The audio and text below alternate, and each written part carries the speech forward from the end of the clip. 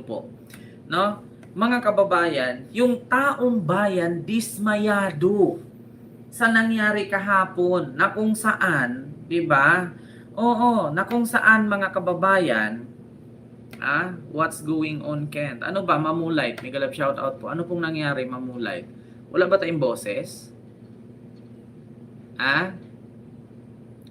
Mega love shout out po mga kababayan. Wala ba tayong boses? Ah? Mga kababayan, paki-comment nga po dyan kung wala tayong boses. Ah? Meron pala. Ayan. So, meron naman pala. So, ngayon, mga kababayan, yun nga ang ano ng taong bayan ngayon na nasaan nga ba si Junbic? Di ba? Asan nga ba si Junbic si Junbic Remulla? Oh. So ngayon mga kababayan, sa nangyari kahapon, ang nakikita lang po kasi natin, di ba? Mamulite, hello po. Ma'am Mildred, hello. And kay Sir Jeffrey and Liberty Minyosa and kay Ma'am Marites Mosne, hello po. Nagtanong ang taong bayan na nagkagulo ng lahat, na nag-iikot na ang lahat. Oo, may mga ano na bugbuga na doon sa Senado, may mga tawag doon, may mga inaresto na, may mga pinadapa, may pinusasan na. Bakit ang nandoon mismo si Trillanes at itong si tawag dito, Director Matibag lang ng NBI? So nasaan ba si Junbic Remulla? Yan ang tanong ng taong bayan, mga kababayan. Bakit kung saan nandiyan na yung warrant ay nawala si Junbic? 'Di ba? Di dapat nagpa-presko na nga siya niyan naaarestuhin na. Tapos mga kababayan, hawak na nga ni Trillanes itong warrant ni Bato, yung kopya ng warrant ng ICC. Ang sabi pa ni Junbic, itanong nyo kay Trillanes kung yung warrant pa niya ay official na ba yan? Tanga-tanga lang, hindi niya naisip na sinabi mismo yan ng taga-ICC. Di ba nakita niyo mga kababayan, yung babaeng tagasalita ng ICC, sinabi na niya mismo na may warrant na si Bato. Tapos, sabi ba naman ni Junbic na, itanong niyo muna kay Trillanes kung talagang totoo yan. Ito mga kababayan, pakinggan niyo ha. Today, the judges of Pre-Trial Chamber 1 of the International Criminal Court unsealed an arrest warrant for Ronald Marapon de la Rosa. The arrest warrant was originally issued as secret on the 6th of November 2025. November 6 pa pala ito Tapos, ang isagot ni Junbic, itanong nyo muna kay Trillanes kung yan bang warrant na yan ay official. Tapos hindi daw miyembro si Trillanes sa manghuhuli. Hindi daw miyembro si Trillanes sa crime groups para pumasok sa mga ganyan. Biruin nyo, sabi mismo ng ICC, November 6 pa ito ni-release. November 6, 2025. Tapos questionin niya. Diba? Questionin niya itanong nyo kay Trillanes kung yan bang warrant na dala niya official ba yan? Putragis na yan. November 2025 pa, November 6, 2025 pa para ito ni-release. Diba? Ulitin ko ha.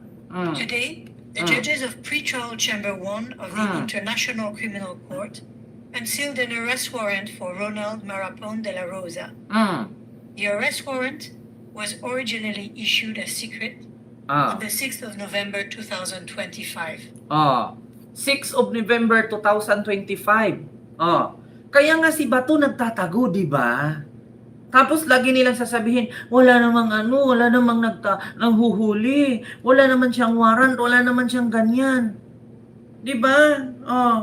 November 6 pa pala yan ni-release, imposibleng hindi nyo alam. Puro na lang plano. Yung plan A, plan B, plan C, plan D, baka XYG na yan. XYZ. Yung plano na yan para arestuhin si Bato. Nakapag-ikot na nga si Bato kung saan-saan. Nakalipad na nga si Atong Ang. Ito si Bantag, kaliit-liit lang ng Pilipinas, hindi mo maano, tapos bubuljakin mo yung mga pulis, pagpapagalitan mo yung mga pulis. Kasi wala daw ginawa, hindi daw mahuli-huli. Putragis na yan,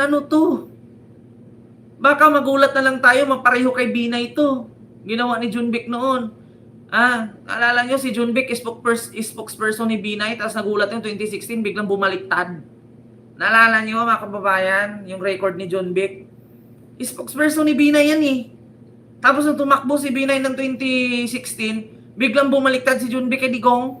Nakita ay kay Pinoy. Nakita nyo? Mga kababayan, biglang naging kakampeng. Continue. Mr. De La Rosa is alleged to have committed the crime against humanity of murder at least between the 3rd of July 2016 and the end of April 2018, during which no less than 32 persons were killed in the Republic of the Philippines.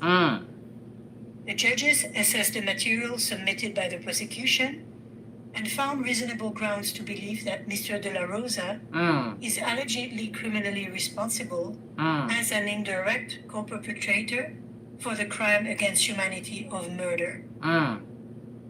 Mr. De La Rosa is alleged to have been involved in a common plan. Di ba? Kaya sabi ko sa inyo mga kababayan, tama nga ang sabi ni Boying, totoo. Kaya nga si Bato nagtatago eh. Totoo, ang sabi ni Boying. Kaya ngayon mga kababayan, eto na. Eto na ngayon mga kababayan. Ultimo mga reporter nagsasabi, ready ka na ba, Senador Trillanes, bilang DILG Secretary? Kasi marami pong mga nagtatanong, pati taong bayan, dismayado, kung nasaan daw si John Vic. Ito yung sagot ni Trillanes mga kababayan. Pakinggan nyo ha. Ready na. Naku, may mapapalitan talaga. Maniwala kayo sa akin mga kababayan. Mapapalitan itong si John Vic ni Trillanes. Ito, pakinggan nyo ha mga kababayan. Interview ito kay Senator Trillanes. Isa rin po sa mga hinahanap dito, where is Secretary John Vic Remulla in all of this? Over the weekend, kasama po yung kanyang departamento, nagsasabi na wala pa naman ICC warrant. What is your comment on that? Di ba po dapat siya yung nangunguna dito? Di ba? Di ba po dapat si John Vic ang nangunguna dyan sa ano na yan? Ang tanong kasi, nasaan ba si John Vic? Nasaan ba siya? Di ba dapat siya ang nangunguna niya? Kasi siya ang DILG Secretary. Control niya ang lahat. Mapa-NBI man, mapa-police man. Kasi siya ang DILG Secretary. Yun na nga po ang problema. Unang-una, nung November, nag-announce na may warrant na ay yung kapatid niya, si Ombudsman Boying Remulla. Last year pa yun. Last year pa yun. Diba? Sinabi mismo ni Ombudsman Boying Remulla, nakita ko, may picture sa akin. Ano man yung tanungin niya? Diba? Pangalawa. Diba? In-announce na ni Boying yan eh. Nakita daw, may picture daw. Si Boying na mismo nagsabi. Sabi nga ni Trillanes, November pa lang, sinabi na ni Boying. Ano ba daw yung magtanong lang si John Vic kung totoo ba yan? Meron ba yan? Totoo ba? Para man lang hindi ba nag-uusap si John Vic at si Boying? Diba? Diyos ko. Kung Sabado, sinabi niya, meron na siyang 10,000 pulis na may dragnet para daw hindi makatakas si Bato. Nalusutan niya siya Diba? Noong Sabado, sabi ni John Vic, 10,000 pulis daw ang mag-aresto kay Bato. Tapos ending. Si Bato nakalusot. Sabi, si Bato daw nasa Davao. Tapos, nangyari sa Bato? Nakalipad na sa Manila na. Nagtago na din sa Senado. Akala ko ba 10,000 na pulis? Akala ko ba nasa Davao Region? Bakit yung 10,000 pulis nasaan? Bakit nakapalight pa si Bato? Nakasakay pa ng aeroplano? Nakabili pa ng ticket? Andun sa Senado, tumatakbo sagda na dapa. Sino yon? Ghost din ba yon? Nabuang. Di ba? Anyari, John Vic? Nasaan yung 10,000 pulis mo? Di ba? Asaan yung 10,000 pulis? Yan ang tanong ni Trillanes. Sabi mo, Sabado, 10,000 ang tutugis kay Bato. Maniman si Bato nakabili pa ng ticket. Nakasakay pa ng plano. Cebu Pacific pa yata kasi mura. Nakapasok pa sa Senado. Nakaboto pa. Kaya napalitan si Tito Sen. Ano to, Junbek? Nag-iisip na? Baka pagka naging presidente si Sara sa 2028, baka balikan ka? Nako. Huwag niya sa Senado. Mm. Tapos nung meron ng warrant Ah. na ina-announce na ando doon yung NBI, Mm. bigla namang humirit na wala daw valid warrant. Ano naman yung sana tinawagan niya yung NBI director? Ano ba yung hawak niyo? Valid ba yan? Oh, di ba? Kita niyo, Kininam? Kita niyo yan? Pupunta ba yan si Melvin Matibag doon? Pupunta ba yan si Trillanes doon natin yung mga NBI? Kung hindi valid yung warrant na yan, tapos bigla magpa-press con ka dyan bigla. Itanong nyo kay Trillanes kung valid ba yung warrant na yan, official ba yan? Kininam? November 6, 2025 pa lang andyan na yung warrant. Katagal-tagal, di ba? Ang tagal-tagal, November 6 pa pala yung warrant na yan, hindi nyo mahuli-huli. Kung saan si Melvin Matibag itinalagang NBI director, tsaka pa, duda ako dito mga kababayan, may galit ito si John Vic kay Trillanes. Totoo lang. Mga kababayan, duda ako, may galit ito si John Vic kay Trillanes. Bakit?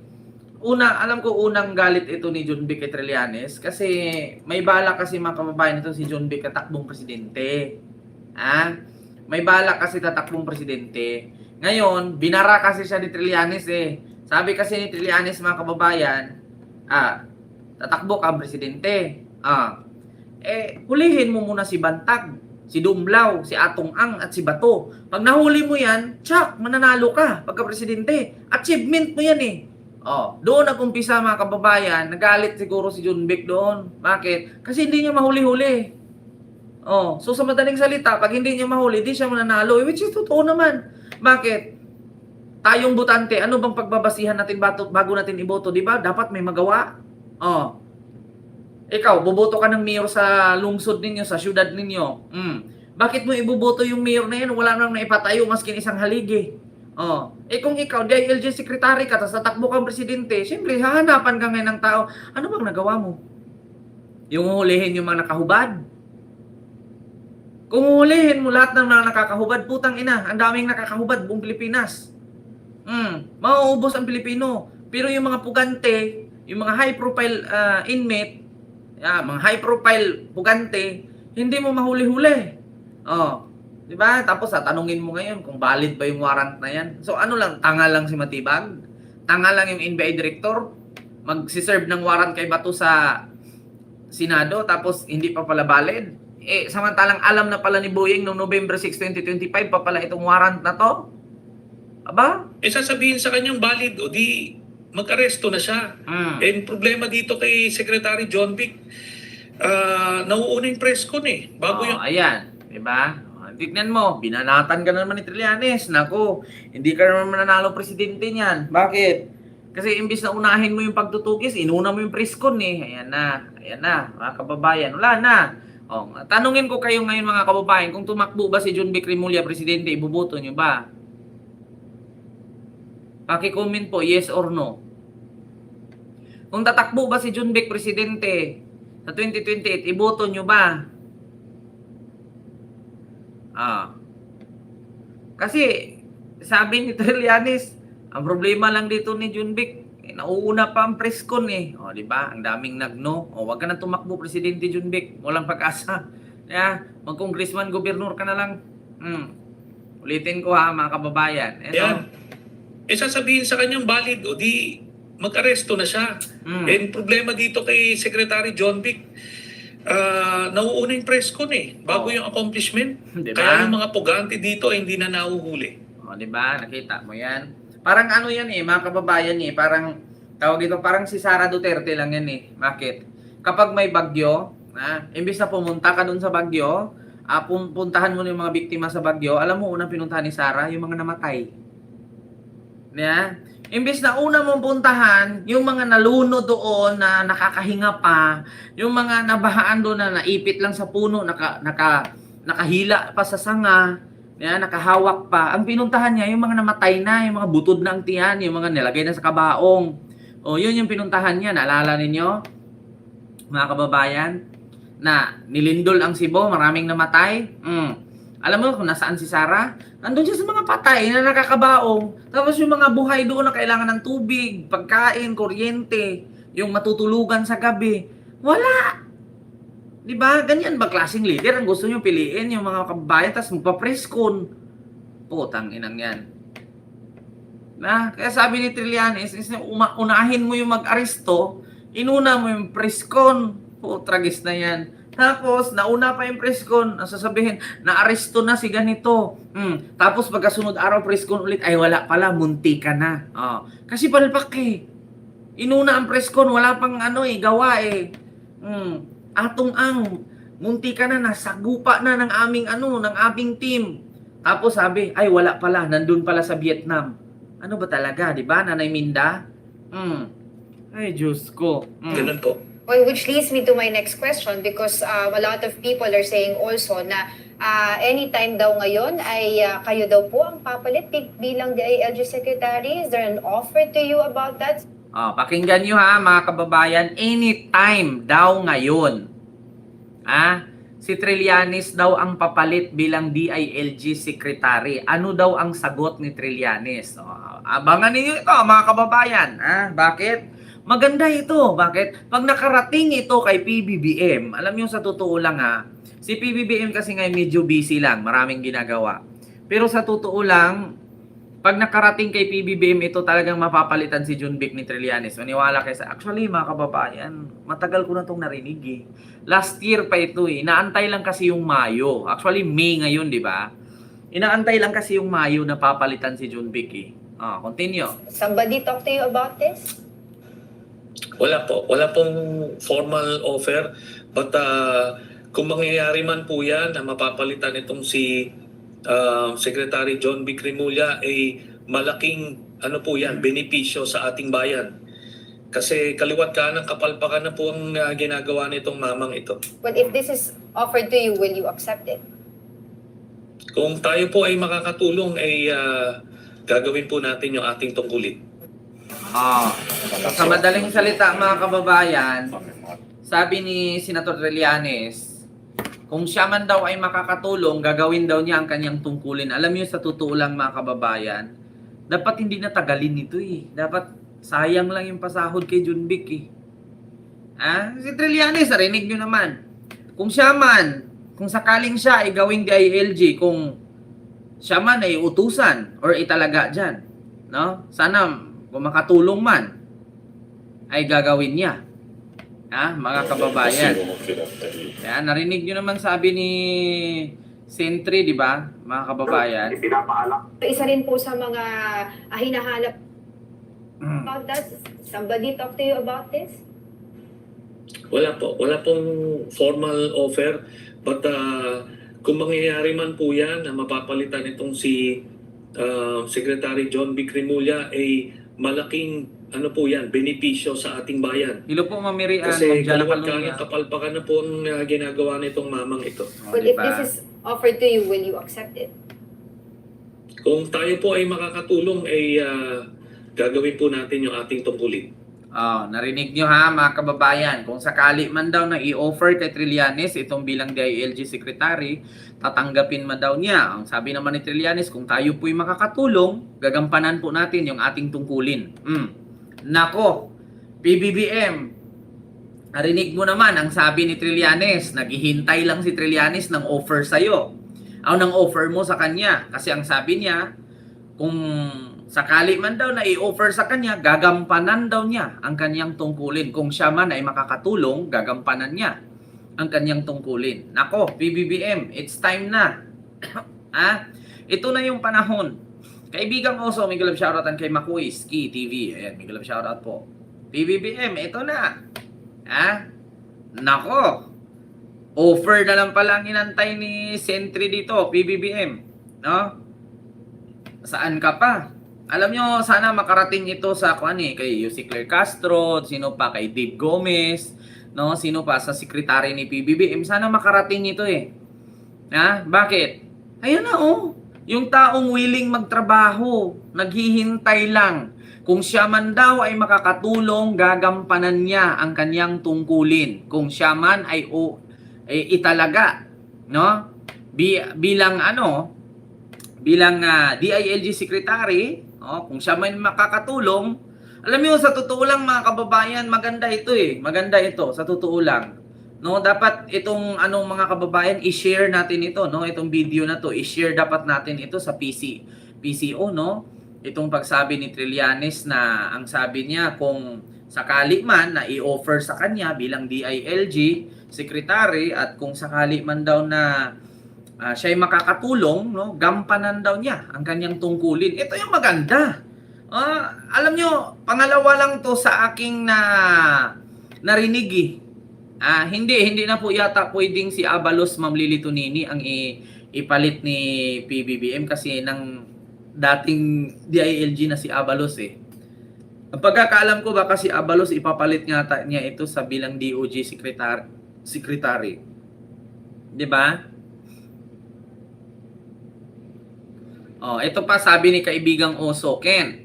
Isang reporter nagtanong kay NBI Director Melvin Matibag, bakit daw sa NBI ibinigay ang warrant? Bakit hindi sa PNP? Yan din ang mahirap eh. Actually mga kababayan, dito nagkandalit-letse sa PNP kasi nung pinalitan si Torre eh. Sino ba yung nangungulo doon na palitan si General Torre? Di ba si John Vic at si yung sa Napolcom? Ito ang mahirap mga kababayan. Kaya sa mga nagtatanong ngayon at nagsasabi na bakit yung mga pugante malayang magliligaliw dito sa Pilipinas, katulad ni Dumlao, ni Bantag, ni Atong Ang, ni Bato, tanungin nyo po si John Vic. Di ba? Tanungin nyo po si John Vic. Kung hindi nyo tinanggal si Torre, na-aresto na sana lahat yung mga yan. Pinalitan nyo kasi. Ewan ko lang. Choice nyo yan. Correct. Continue. Kung ginagawa nitong mamang ito. But if this is offered to you, will you accept it? Kung tayo po ay makakatulong, ay gagawin po natin yung ating tungkulin. Narinig nyo mga kababayan? Kung si Trillanes man daw ay sakaling offeran ni PBBM, no? At makakatulong siya para sa bayan, ay gagampanan daw niya yung kanyang tungkulin bilang DILG. Sana asap na. Sana asap na. Mga kababayan. Asap na dapat. Kasi sa totoo lang wala kang maaasahan. Naku, pangit mga kababayan, mahirap. Mahirap yung ganito eh. 'Di ba? Kahit kayo mga kababayan, nadismaya ba kayo kahapon o hindi? Kasi nagtaka ako dati nung inaresto si Digong, naalala ninyo, si General Torre, pulis talaga ang pumunta doon. Di ba? Pulis, kapulisan, isang hanay ng pulis, no, ang pumunta doon. Ngayon, magulat tayo, bakit NBI natin hindi na pulis? Bakit ayaw tanggapin ni John Vic ang warrant? Di ba? Paki-comment mga kababayan kung nadismaya ba kayo kahapon sa pag-aresto kay Bato. Nadismaya ba kayo? Yes or no? Disappointed ba or hindi? Kasi kung naalala nyo mga kababayan, wala gandang-ganda na ako kagabi. Nood na ako. Ang ganda na ng ang ganda na ng takbuhan. Nagkadapa-dapa na si Bato. Putang inang yan. Na high blood na nga siya sa loob. Kung pulis yon, nahuli na yun eh. Yung problema, NBI, ilan lang naman yung tauhan ng NBI doon, napakaunti lang eh. Kung pulis yung sandamukal na pulis, sandamakmak na pulis, hindi makatakbo si Bato sa taas. Ilan lang naman yung NBI, 4 lang ata, 5 piraso lang yata yung humabol. Wala. Ang problema dito, nakipag-cooperate ba ang PNP at ang DILG kay Trillanes? Ang problema kasi baka parang ginamit yata ni John Vic yung power niya bilang DILG secretary na wag makipag-coordinate kay Trillanes. Di ba? Yan ang mahirap mga kababayan. Diyos mio, Marimar.